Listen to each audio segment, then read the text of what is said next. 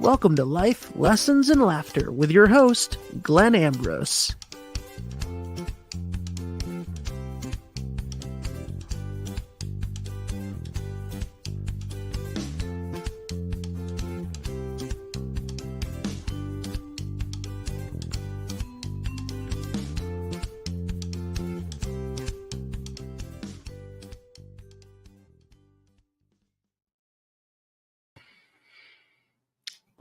Welcome to Life, Lessons, and Laughter with yours truly. So, hello, people. Hope you're all doing well. Lots going on out there. Lots of perceived difficulties and lots of opportunity for change. So, this is a lot of where we are. I've said this before. We need to stop looking at and being overly concerned with what's falling apart, because what's falling apart is broken. It's not broken. It it never really. It was always set up to fail. Like the system that we created as people, as human beings, was imperfect. Which of course everything is imperfect, but if you just take a step back from it and look at just the general dynamics, this is how I find out what makes sense in all situations. Just take a step back and gain some big perspective. And what's the general rule of society?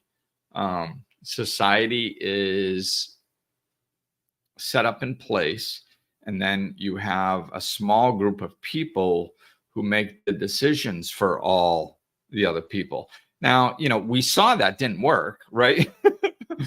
We saw that didn't work. So then we came up with the idea of a democracy where people vote and like the people are in control, which was a nice idea.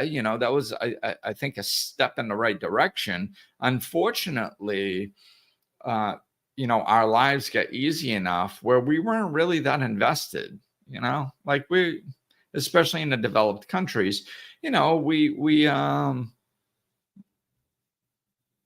like, people stop voting, stop taking an interest, they stopped holding the people that were in power accountable for their actions. And then, as soon as that happens, you're done, because then it's like, the power just funnels upward, the money funnels upward, and it's driven by greed, which doesn't know limits. It just knows more.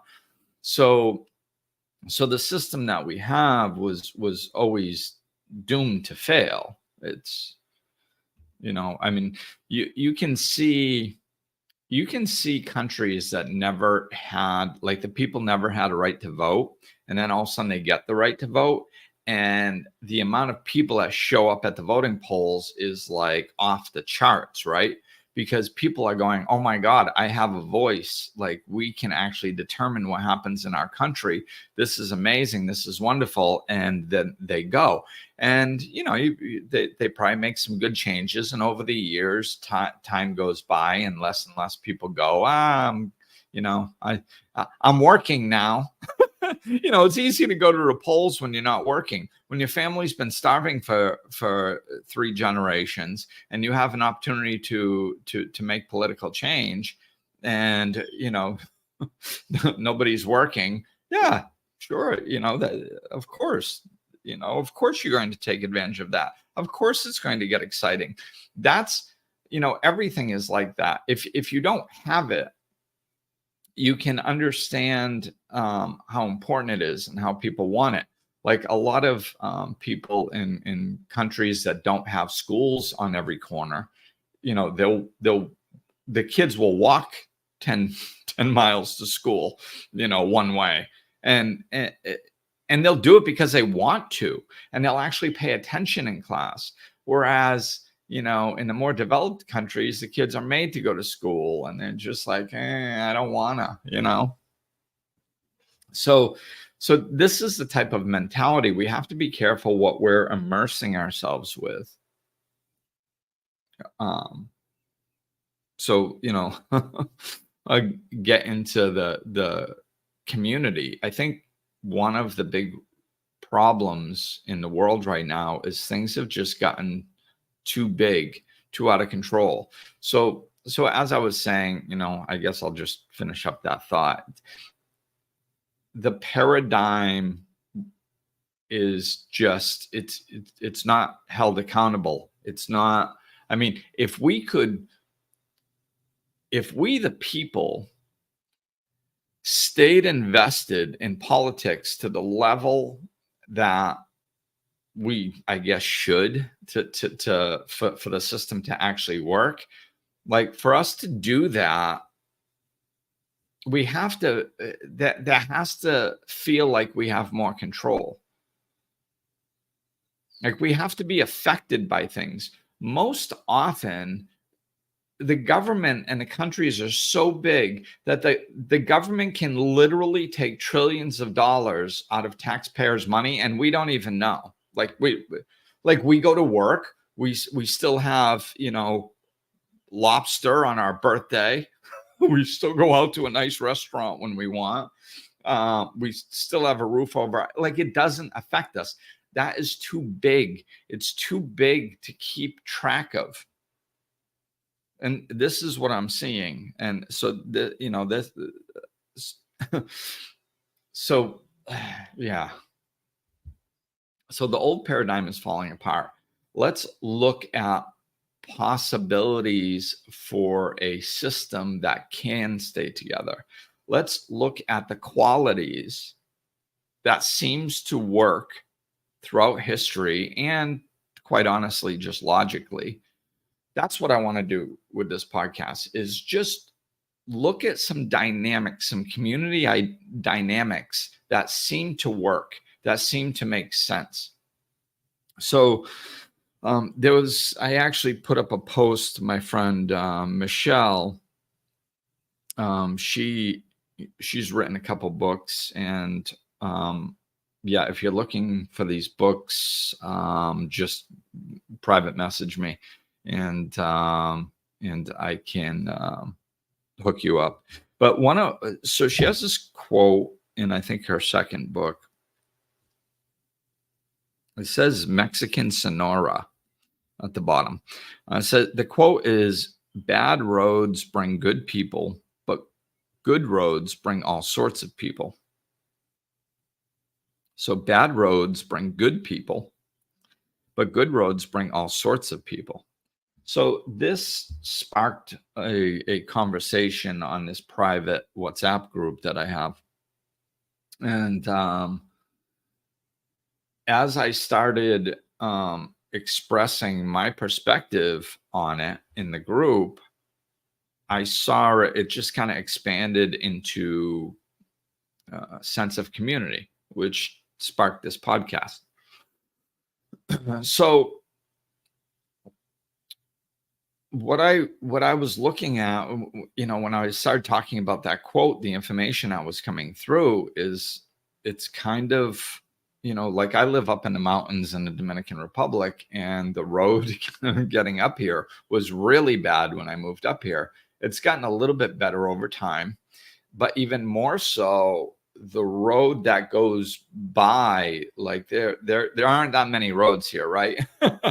So there's a road that goes along the coast, and then there's one that goes up towards the center of the country a little bit more, away from the coast, and it goes out towards Santiago, which is a big city here. That road they are redoing. They're paving it, they're redoing it, and it's getting better and better. And as that road gets better, the more traffic goes on that road. The more traffic that goes on that road, the more people try to come up this road, and this road's gotten just a little bit better. So I've seen expansion, growth, more people around in the last 3 years than when I moved up here. Has it affected things? Not too much, not too much. There's a little bit of stuff that you see with people kind of coming through here and just blocking off the roads for no apparent reason, which is, kind of disrespectful. Hey, this is a road. I would like to get home. Can you move? And then they act like it's a big pain in the butt to move their vehicles out of the way. I mean, there's a little bit of that, but it's not too bad. It's just, but that, to me, that's a symptom. Like when people came up here before, it was like, okay, I know I'm going up into the campo. I know I'm getting away from civilization to some degree. There's people up there. They live up there. It's their area. Respect them. And that's the energy in which I moved up here. And that's the energy I kind of saw when people came to visit. And that's dissipated a little bit. There's a little bit less respect, a little bit less concern about the locals. The more people come. It's just like, oh, like it's their place too. And which technically it is, but yeah, there's just a little less respect. That's all. But it's not a big deal. And some of that stuff is going to happen. But to me, it's a symptom of what we're talking about here. So let's just expand this into a larger scenario. You can see this with, like I already mentioned, you can see it with the size of a country. When you have the size of a country, like the people lose touch with the government, because the government can do too many things and hide too much money and steal too much power and do all this stuff without it really affecting people. Whereas, like, if you have a government, right, like in a small community, I mean, if you have a small community and the people in that community say, hey, we want to have a school. We want to have a let's just say a new school for the kids. And all of a sudden, people start donating money or something, kind of like paying taxes, right? And they start donating money or paying taxes or whatever they decide the thing is. And then all of a sudden, there need to be books kept. And somebody is going to look at those books. So the person who's holding on to the money can't steal the money because everybody's going to know who stole it, right? That's accountability. That is what doesn't happen when things get too large. And why is that accountability? Why does that accountability stay in a small community? It's because people's lives are specifically affected. Like, my kid needs a new school and he's not getting it because this person stole the money. Right? That's where the accountability comes. When it's too big, like you can't keep that level of accountability. So this is the dynamic that I'm talking about. This is the community connections that we need. Now, I'm not going to say that I know the answer, like specific answers. I don't I don't know everything. Like, and if when we're designing things, we have to design them through these conversations. We have to design them through these conversations. We have to talk about them. We have to look at them from other different angles. And sometimes we're going to have to try things and they're not going to work too well. And then we have to make adjustments. Nobody has a crystal ball to climb into the future and create this perfect system. So I'm not going to have every aspect of this ironed out. This is just a conversation I think that we have to start. There is no accountability when things get too large. You can see it in the government. You can see it in just regular communities. Like, take New York City, for example. New York City is, tons of people, and there are benefits to that. You've got so much individuality. In certain aspects, you have less judgment for other people because there's so much diversity there. And those are good things. But there's people walk by each other and don't even acknowledge each other. Like New York City can be much lonelier place in a small community, because you can have millions of people all around you and nobody talks to you, nobody cares about you, nobody acknowledges you, and you've got like, it's one thing sitting there feeling alone when you're sitting there alone, and you might go like, hey, I feel lonely, I feel alone, I feel isolated. Yeah, that's because I'm alone, I'm isolated, maybe I should do something about it. Maybe I should be amongst people, right? And that's one way to get yourself out of it. Whereas when you're in New York City, or, a very populated place anywhere in the world, and there's people all around you and nobody's acknowledging you, you're walking around, you're going out in public, and you're still feeling lonely, that screws with your mind a little bit more, because I'm lonely. Well, I'm around all these people. I don't understand why. It's because there's no connection. There's no community connection. So I think, you can see it in the government. You can see it in the cities. You can see it in business, that like, of customer service can be a pet peeve, like lots of people. And I try to look at things in healthy ways, because otherwise I get irritated. So when something's bothering me consistently, I try to look at it in another way, and I look at the customer service, and just the functioning of big business, and it's impersonal, and the customer service is, I think, getting worse and worse. It it was bad when I was young, and then I don't know, man. I don't know if people complained or what, but it got better for quite a while, I think. And then now it's just like, I mean, it's just getting really bad. And I think it has something to do with the size of the businesses, because I mean, really, let's be realistic. Of course, I want customer service. Of course I do. We all want good customer service. But I mean, how do you run, like, take a step back from what I want, and look at a giant business. How do they run? Well, they have to run by rules. They have to set rules in place, because you have to have that structure. Otherwise, you can't control hundreds of thousands of people or more doing all these jobs at all these locations, and like, treat them as individuals. You can't. It's literally impossible. You wouldn't make any money, and that's the point of businesses. So when these businesses get so big, it's the same thing in school. People complain about the schools, or at least they used to. Like, oh, we used to have 15 kids in a class. Now we have 30, 45, 50 kids in a class. There's no way we can give them individualized attention. Right. I understand that. And it's the same thing with businesses. If you have hundreds of thousands of people working for you, you cannot give them individualized attention, because you would have to have like a very skilled leader for every, I don't know, 20 people. We'll make up a number for every 20 people.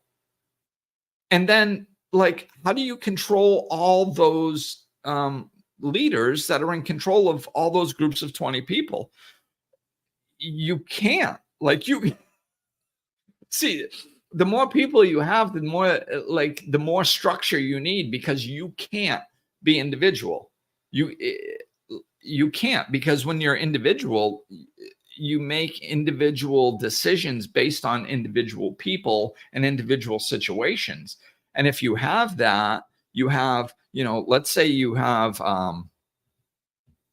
10,000 leaders, okay, that are watching over all these people. Well, 100 of those leaders are really laid back and let things slide. 150 of them are really strict, and then all the gray area in between. So the myriad of ways that your business would run is endless. Like you have no control over it. You can't do it. Right? So you have to bring in structure. And when you bring in structure, you remove the individuality. When you remove the individuality, you remove the humanity. So now it becomes just a machine. And I think, one of the best ways we see this now in 2023 is the healthcare industry. I don't know. I don't know exactly what's going on in the health industry, but oh my God, like it's ridiculous. I mean, I don't know of anything more foolish than the health industry in the United States right now. It's completely off the charts. It doesn't function. And one of the reasons that it doesn't function, I believe, because like I said, when my son was extremely ill for 6 weeks, as a parent, you get worried, so I fly over to Florida and I start looking in, and I'm looking at things. They literally wanted to take a, I can't think of the word, like a biopsy, I believe, out of his neck. They wanted to take a biopsy, take a chunk out of his neck and test it to find out what it was. Okay. And this was after they tested him positive for mumps. Why would you need a biopsy to find out what's going on with his neck if the blood test came back positive for mumps? It's mumps. That's what it is. You don't need to take a biopsy to find out that it's mumps when you already know it's mumps. And I talked to these people. Not once did I ever hear mumps. They told me everything that was wrong with him, supposedly, the results of the test, and they never mentioned mumps. They didn't even know it. This is what I mean. Like, there's so many rules there. So this is the combination problem. It's the rules and the size. There's such a thing that is too much structure. Okay. So, and what happens in scenarios like this is they keep bringing in structure, and removing individuality, removing thinking abilities, removing decision making. And what happens is, this is the only thing I can figure out that's going on with the healthcare system. Because I mean, what I just said about the moms is one thing out of, at least 8, maybe more, that are ridiculously off the charts about that one situation with my son. They didn't know what was going on. One person didn't know what the next person did. And then even that person would come in and say something, and you'd be like, well, wait a minute, you said the opposite 10 minutes ago.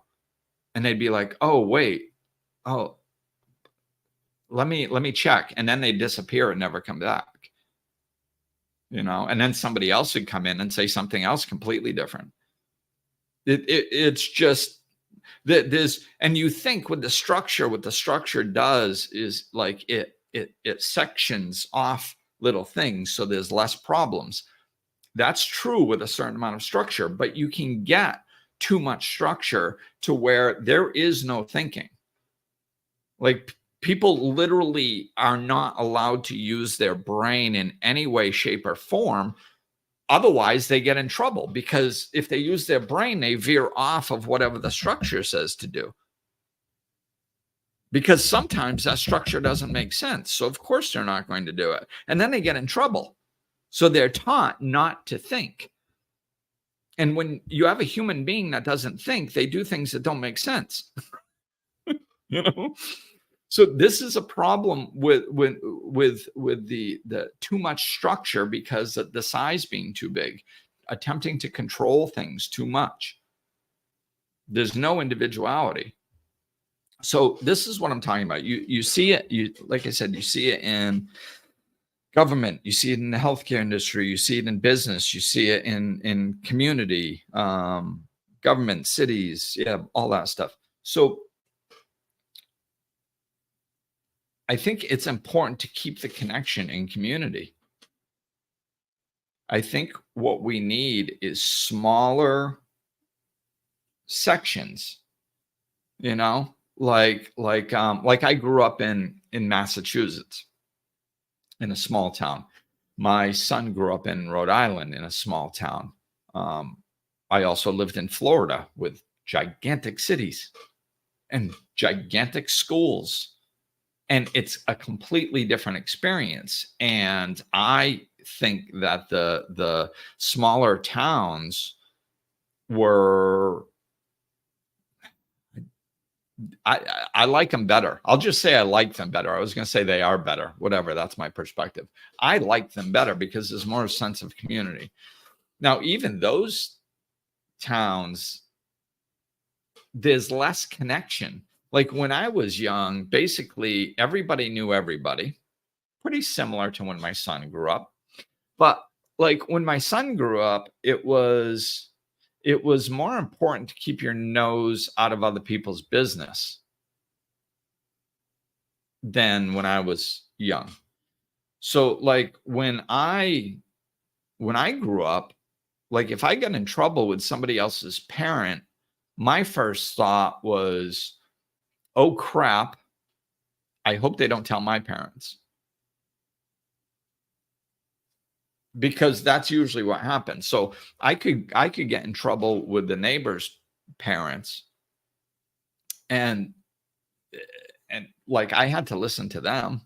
Don't come in my yard. Okay, sorry, whatever. Oh no, kind of feeling. And then like, oh crap. Oh, I hope they don't tell my parents, but they did usually. So, and then they tell my parents, then I'm in trouble there too. So it's like, and then my parents might make me go apologize. Right. So that's accountability. Of course, I didn't like it as a kid, but that's accountability. And there was less of that when my son grew up. There was more of a sense of community. Like you didn't tell adults to go screw themselves as a general rule, because it was going to get back to your parents, so it's like, that's that connection, that sense of community, that accountability that comes with it. Like people nowadays can kind of live their life however they want, like dysfunctionally. They can walk around being a complete jerk to people all the time, and there's no consequences. There's no consequence to their actions. This is why it's like, I believe in accountability and consequences. And, sometimes I get in trouble because I grew up, that small town was somewhat violent. It was a long time ago. So, sometimes it's like you kind of go back to your roots and simplify. And it's like, you watched what you said to people and who you were saying it to, because if you didn't, you were going to get punched in the head. Now, I'm not saying that we should go back to that, but what I'm saying is that the level that people thinking before they spoke and having a certain level of respect for other people, that was kind of embedded in the community because it was small enough that everybody knew what everybody else was doing. So there were consequences because people found out and people held you accountable. So you didn't do certain things. So this is, I think, what we have to get back to, because, and I want to clarify this a little bit. It's not, again, it's not about punching in the head. I'm not saying we need to do that. But that is an example, a dysfunctional, so be it. But it's a dysfunctional example, but it's an example of accountability. So let's look at the accountability piece in more of a clear way and less dysfunctional way. So there's this term called Ubuntu. And, it was derived, I shared this post a few times. It was derived, I believe, from this tribe in Africa that what happens is when one of the tribe members does something negative, maybe they steal something from somebody or whatever, they do something that's deemed negative in the tribe. What they do is the whole tribe stops for I think it's up to 3 days, and they put the person in the middle of the community, and they all form a circle around them, and for 3 days they tell them everything good about themselves, everything good about that person that made the mistake, because they believe that if somebody does something that is negative, then they must be out of alignment with who they truly are, with the goodness that they are. So they tell them all the good things about them to remind them how wonderful they are and how good they are. And not only is that beautiful, but I also believe it to be true. A lot of times people, sometimes you gotta talk about the future, like a utopia, just to make sense of where we're going. We're not really that close to a utopia yet, but that's the direction that we're going. And whenever you talk about a utopia, what people always say is that they're like, oh, that's never going to work. There's always going to be bad people. It's like, why? Why does there, people aren't bad. People aren't inherently bad. I don't believe that. They're not, there are lots of reasons why people are bad or do bad things. But I don't believe inherently they're bad. So if we're living in a utopian world where everybody has love, and you can, hopefully you can kind of see how people would get this more in small communities than in large communities where nobody knows anybody. Oh crap, I just lost it. Wow, that just skipped right out. Oh well, who knows? Maybe it'll come back. But because I was just going down this road, man, and it left me. But what can you do? So let's start talking about something on topic. Oh yeah, that's what it was. Out of alignment. Yeah, I believe that people are when they're in alignment, they don't do negative things, because why would they? It's when people have enough food, they have shelter, clothing, they have other people that love them around, they feel a part of. Why? Why are you going to go steal something or hurt somebody? What benefit do you get out of it? Nowadays people, there are reasons. That's one thing I noticed over here in the DR. As a general rule, there's less anger over here. People are happy, right? So how I see that kind of play out in negative behavior is in the United States. It seems that people break laws, take to violent behavior, damage property. Even the way that, even if they're stealing money, the way they steal money is just angry. You have, and I don't, and I should, and I'm taking it from you, and I deserve it, and all this stuff, and it's anger filled. Whereas over here, it seems that even the people, let's say they can't feed their family, so they go steal some food, well, or money, whatever. They'll just go steal it to get it because they need it. It's not this anger. They're just it's kind of more matter of fact. It's well, yeah, I don't have anything and I need it, which is completely different than you have and I don't, and screw you. The anger and the violence comes out in the United States, whereas over here it's just kind of more matter of fact, and I think that has something to do with the size of the community over here and their lifestyle. They're more laid back over here, Of course, stealing is still stealing, so it's a little bit off topic. But my point is that I believe people do things when they're out of alignment with their true nature. If you're living in a happy community, and this is completely feasible. We have enough money, enough food, enough technology to give everybody shelter. Like, we have enough abundance on this planet to have where everybody can live a decent life happily. We have that. We just, people at the top hoard and people at the bottom suffer. It's distribution. It's not lack. So if we're living in a utopian world where everybody had what they needed and people loved one another and connected to one another, why? If somebody was like, hey, I'm like it, let's just say you live in a house of you live in a house with 10 other people, right? And all of a sudden, one of the people came and said, listen, I just got laid off from work and I don't have enough money to eat. Can you guys help me out?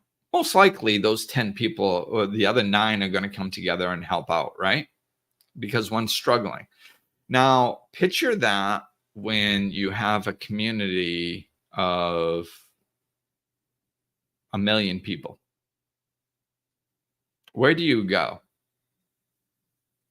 Where do you go where somebody's going to listen to you?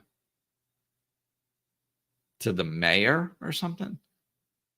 Like, it's not going to happen, man.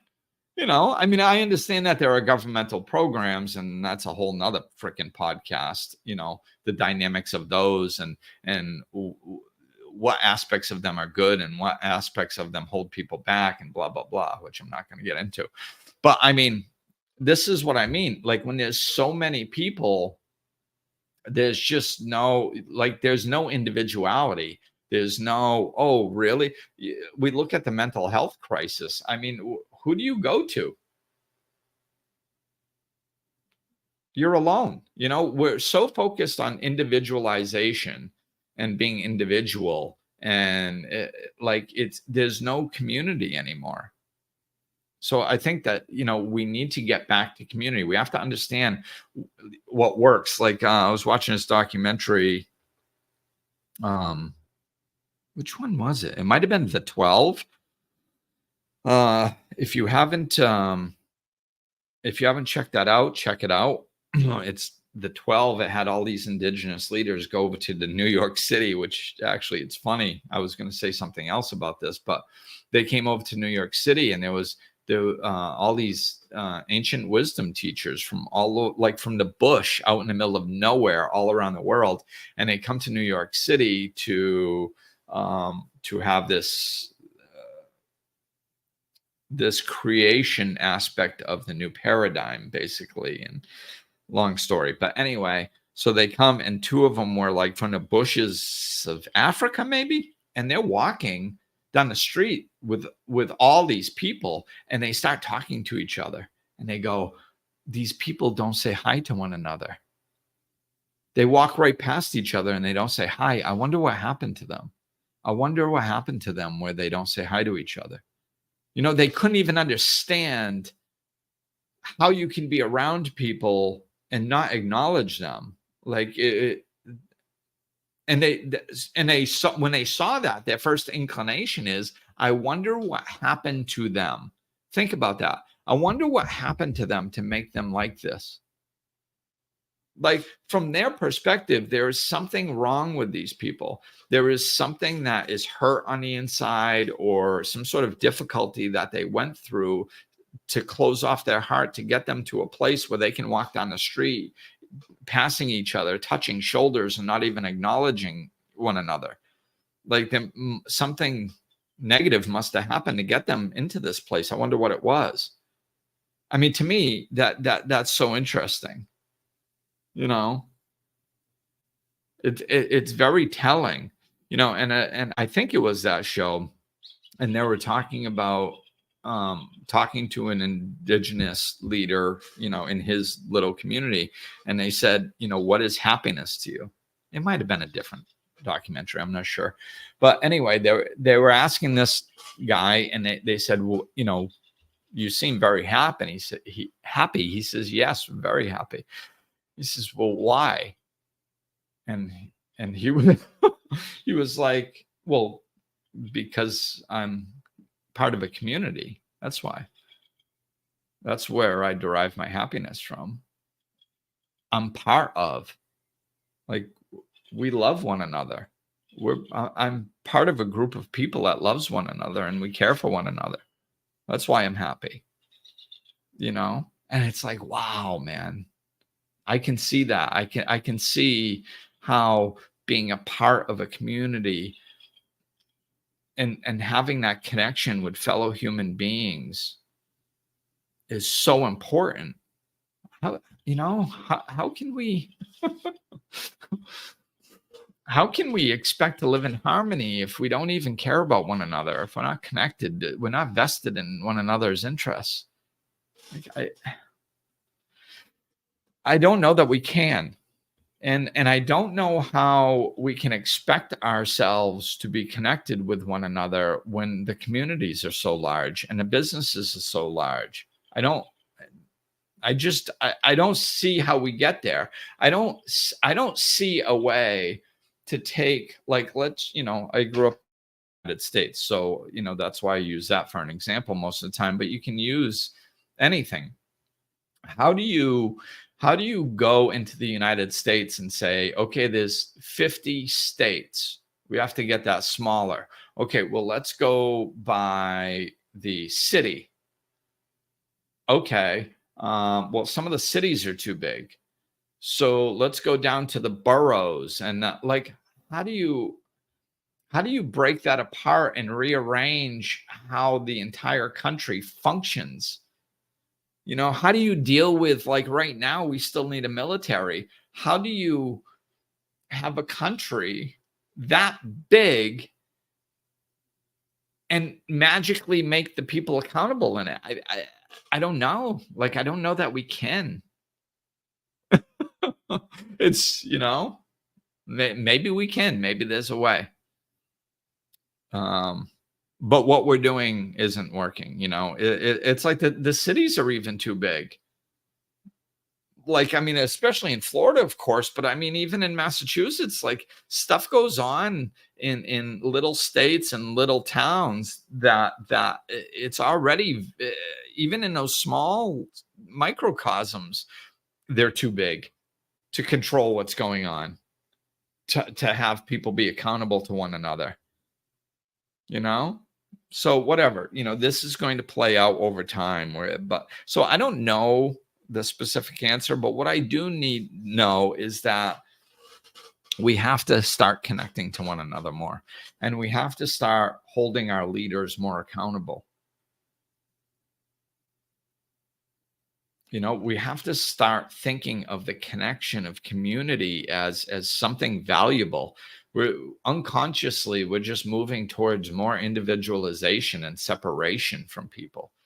Even all the cars, like in the United States, most families I know have 2 cars. Why? Because, well, they can't have one.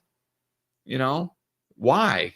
Like, we drive to soccer games, and I'm a very independent person, so I can be as guilty as everybody else when it comes to this, but I want to look towards things that are better for my future and for the future of the world. So this is why I contemplate this stuff and try to lean in a direction. I'm more of a part of community over here in the Dominican Republic than I ever was back there. I mean, growing up, there was a sense of community. Maybe I didn't really appreciate it in that small town. But at least since then, I'm closest to community over here. So, but like, you go to a soccer game with, I don't know, 20 kids or something, and 19 cars pull up. Probably more than that. You go to a soccer game with 20 kids on the team, Just, I'm just talking about one team, not both teams. But like there would be maybe 30 cars for 20 kids. Why? Well, because you have one car for each kid that brings them, and then other parents meet you there or have to show up late because they have something to do or whatever. So you end up with like 30 cars for 20 kids. Nobody carpools. I mean, we did a couple times here and there, but as a general rule, no. Like I have my life. I have things to do. I'm very busy. I need my own car and I need to get there on my terms. And you lose that sense of community. You lose that talking to one another, that back and forth, that what's going on in your life. Oh, really? I look at it from this perspective. See, like sometimes, life coaching has exploded in the last 20 years, right?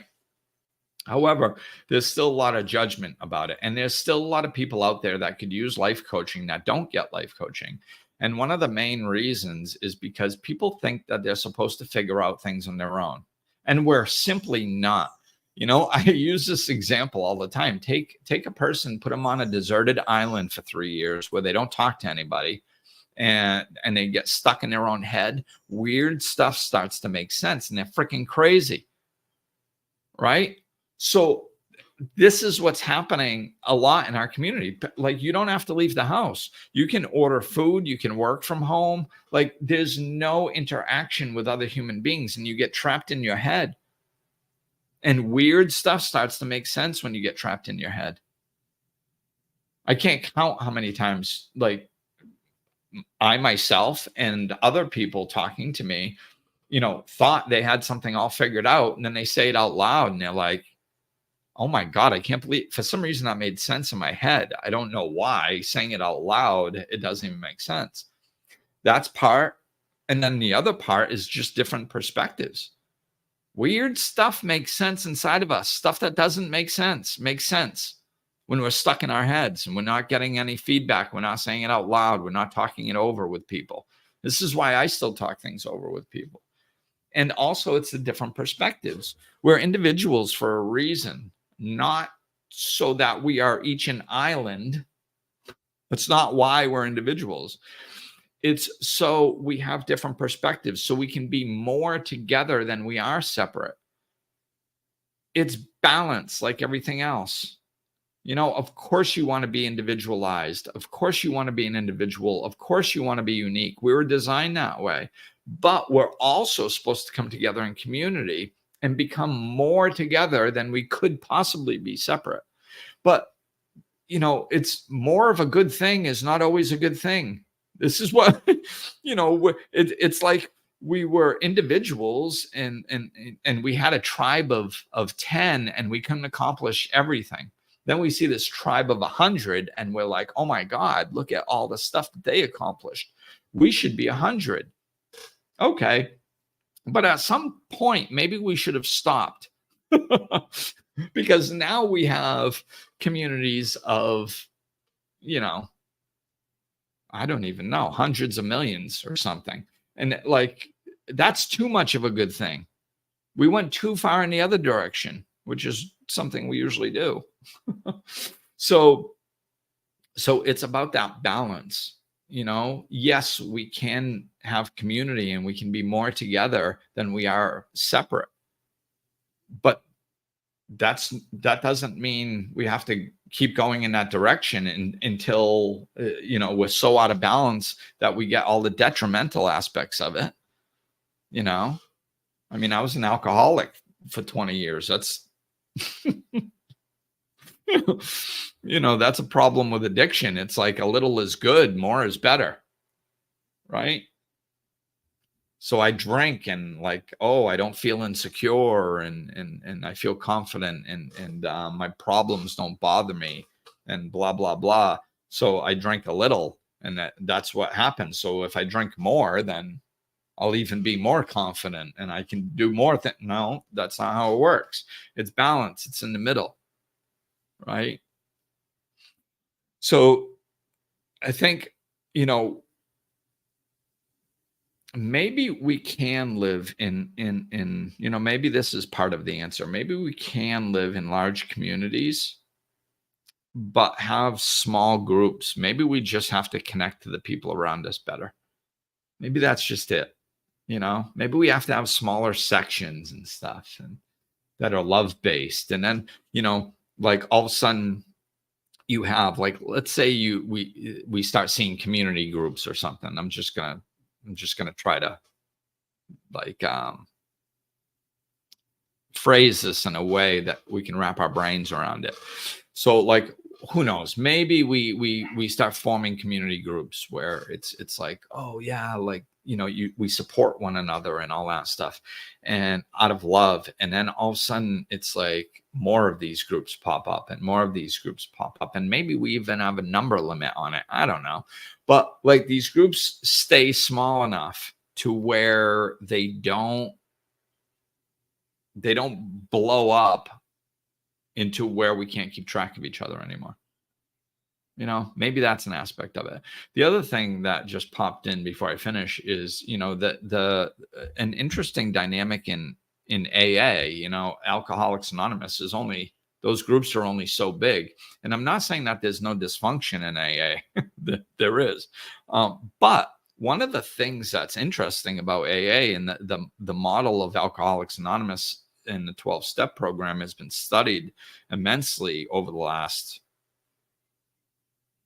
80 years or something. So they have the least possible structure, like at the top. Like, you can't become powerful or make a bunch of money in AA. Like, you can't do that. Like, and they specifically created the organization like that. There is no power to be had. There's no head of AA. There is no person voting on a pay raise for themselves. Like, it has the least possible organization with nobody more powerful than anybody else. Like, and that lens, maybe that's part of our future as well, because if there's no possibility of becoming more powerful or making more money, if you do things, then you're not going to do those things. It's it's politics. It's the whole game. It's like, why do the people at the top do the things that they do? Well, it's because they can make more money and be more powerful if they do these things. So they do, and they're not held accountable. So, so if they don't have the ability to become powerful or to make money, that could be a piece, So, this is the beginning of the conversation. So, talk to people, talk to me, what are your thoughts?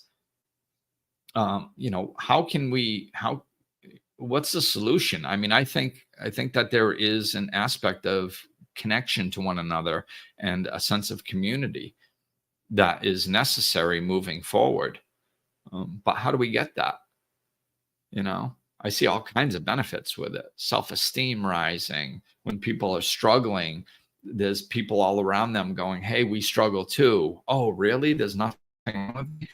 People I work with actually think that there's something wrong with them because they're struggling. That's sad in this day and age of information. Like, there's nothing wrong with you because you're struggling. You're trying to swim upstream in a dysfunctional system. The fact that you're struggling is probably a good sign because the system's dysfunctional. You're not. But there are ways to interact with it that are healthy, and we can help one another, through community, through connection. So how do we get that? Let's start this conversation. How do we form communities on a grassroots level? We don't need anybody's permission. How can we form communities where we're closer to one another and we care about one another and we hold one another accountable? So thanks for listening, everybody. Yeah, I'd love to hear your input on this, but that's going to do it for now. So thank you. Go be part of community. Peace.